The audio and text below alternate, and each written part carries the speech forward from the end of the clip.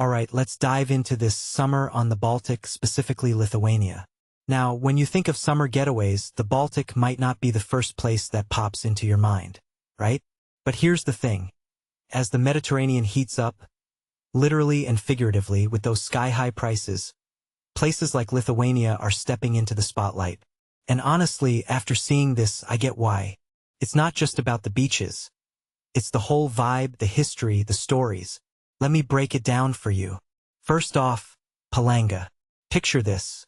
A sandy white beach, water that's this pale green color, almost like nature's version of a pastel filter. What makes this really interesting is the reason behind that color. It's not pollution or algae. It's these feathery clouds of seaweed brushing against your legs. It's so clear and shallow that you can see every ripple. Personally, I think this is the kind of detail that makes a place memorable. It's not just a beach. It's an experience. And the fact that the water deepens so gradually, perfect for families. Sure, but also for anyone who just wants to wade in without worrying about sudden drops. It's laid back in the best way. Now, Palanga has this dual personality. On one hand, you've got the rowdy, kitschy side, crowded beaches, brash signage, loud restaurants. But then, you step away from the shore, and it's like you've entered a different world. The Botanical Garden, for instance, is this massive, peaceful oasis with a 19th century palace and an amber museum. Amber, by the way, is a big deal here. It's not just a souvenir. It's part of the culture, the history. And that bronze sculpture of Felix's Tiscavicius? Legend says rubbing his foot brings good luck.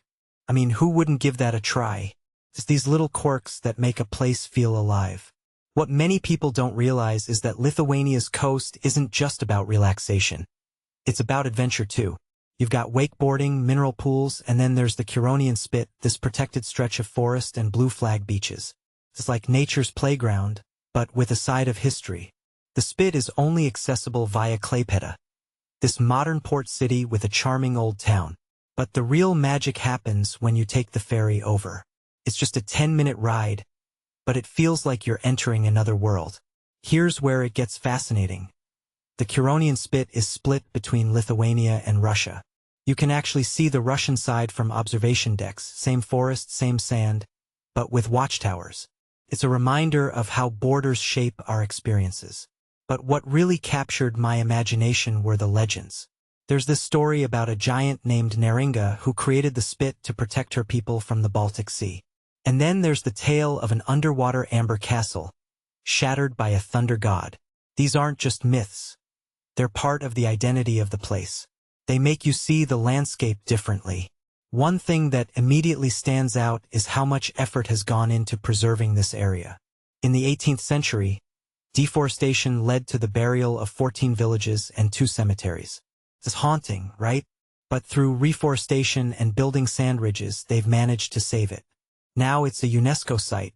If you take a step back and think about it, this is a story of human resilience and nature's power. It's not just a beach. It's a testament to what we can achieve when we work with the environment, not against it. Food-wise, Lithuania has this cold beetroot soup made with kefir. Sounds weird, right? But trust me, it's refreshing, especially after a day of biking or exploring.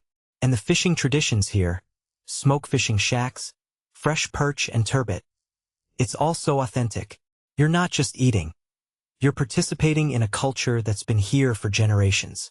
A detail I find fascinating is how foraging is a beloved activity, but it's restricted in certain areas to protect the ecosystem.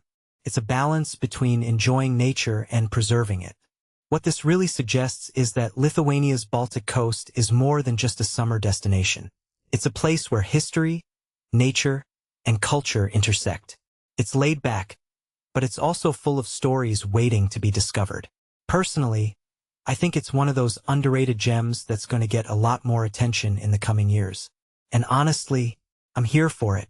It's not just a vacation. It's an experience that stays with you. So, here's my closing thought. Next time you're planning a summer trip, think beyond the usual spots. Think about places like Lithuania, where the beaches are beautiful, but it's the stories and the vibe that make it unforgettable. What do you think?